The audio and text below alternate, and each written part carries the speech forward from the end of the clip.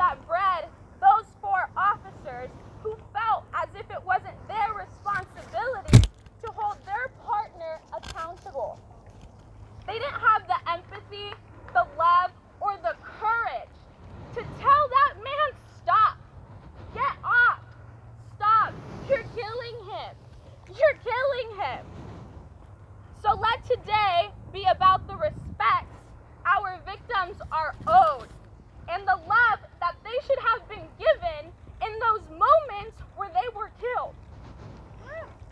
Today,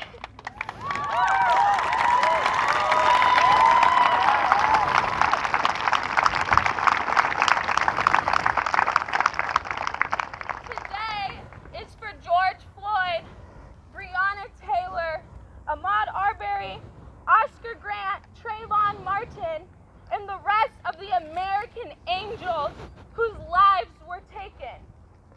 So let today be about the work that we're going to do next, after this, after today, the work that we're going to do in our community, that our community needs, to ensure that they did not die in vain. Thank you.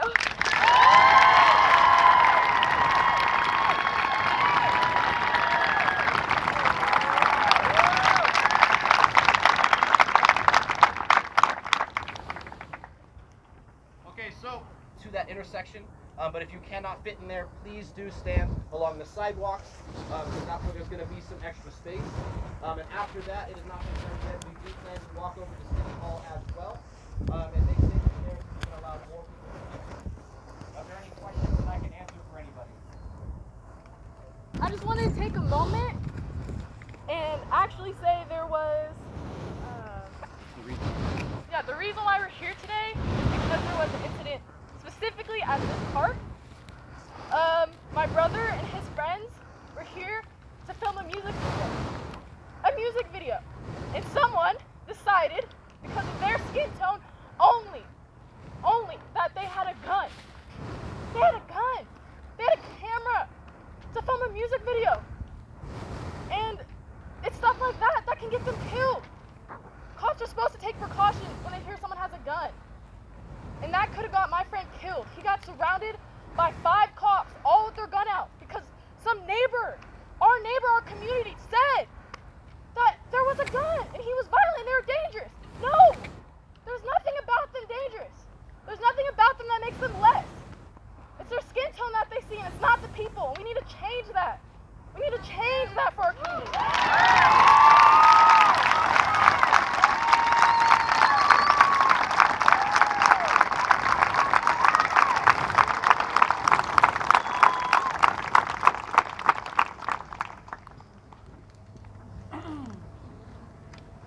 I always describe them as a person first. I think it's always important that you guys call out those people that are in your own family, your friends, your neighbors. I don't think that staying silent is a way of keeping the peace.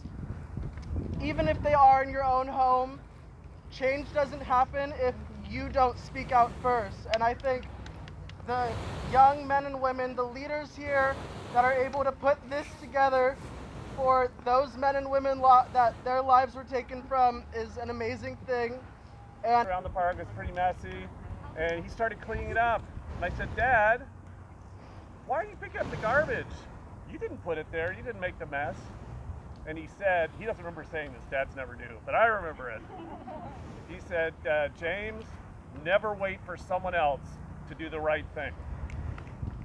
Never wait for someone else to do the right thing. By being here today, you're doing the right thing, but it's not enough. You have to do the right thing to get other people to vote. If young people chose to vote in the numbers that old people vote, it would be a completely different country. You also have to vote locally and start from local up. As much as we get angry and furious about national, local controls police departments, school boards, city council, property taxes. Local controls so much of your lives. Pay attention. Never wait for someone else to do the right thing. Thank you.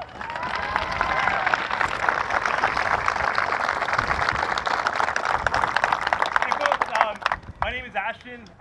I've lived in the Pleasanton area for about 2 years, and as upset as I am to have organized in St. Louis and Ferguson, and now have to like come here and have to be organizing again, I'm also inspired by the fact that young folks are taking ownership and organizing themselves, right?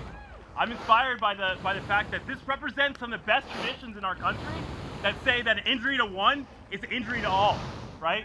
The ideas of solidarity, by seeing your interest in someone else's struggle, and that is powerful, right? And yes, voting is powerful, right?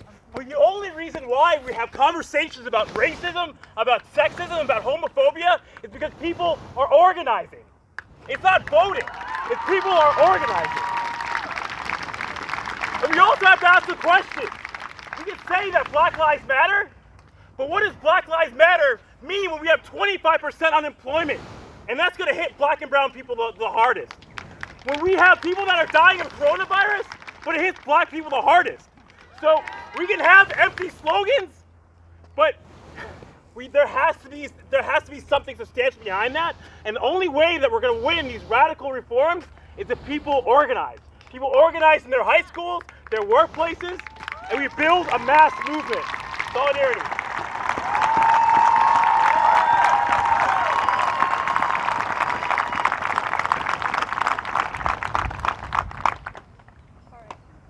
My name is Maddie, and I'm a student at Cal High. And I just wanted to say, at our school, we have a really small black community.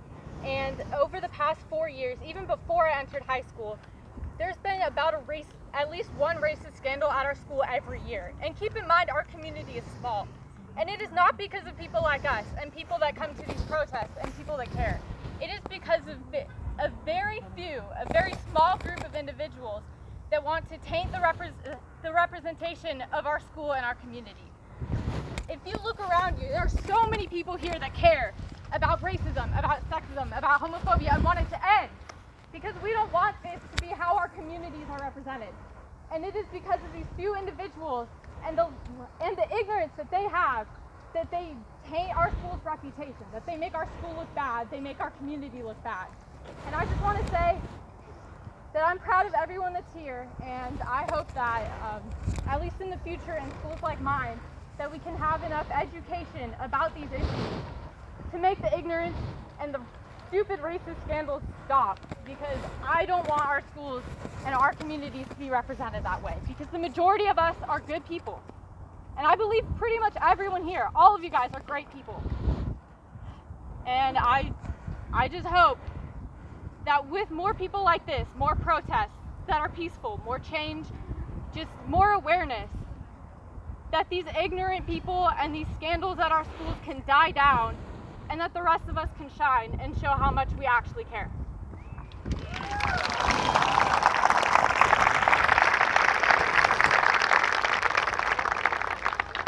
All right, hey, I had a speak for all black people, but I do say thank you, okay? We need you guys to see us, and guess what? We see you. But it's not done today. It is not done today. We need you guys tomorrow. We need you guys every single day. If you see something, say something. And I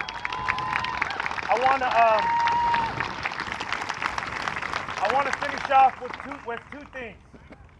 We're not asking anybody to be colorblind. See my black, love my black. Okay? And two, I'm going to end off with a quote. You never change things by fighting the existing reality. To change something, build a new model that makes the existing model obsolete. We're doing that today. Thank you. I've been here as a resident for quite some time. I can remember one of the young ladies, she mentioned an incident at the high school. My son's freshman year in high school is sitting in the crowd right now, who is currently the president of the BSU at Dublin High School, by the way.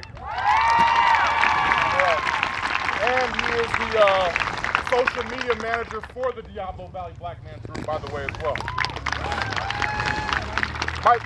That particular son, Danelle, his freshman year at Dublin, my wife and I, who is an attorney in Contra Costa County, so all black people are not criminals, right? We all agree on that, right? Everybody, we all got a different story. So his freshman year, My wife and I considered leaving Dublin because during his freshman year, and whoever who's been here for a while will remember this, there was a young girl who asked a set of students, 3 or 4 students who were not black, to not use the N-word.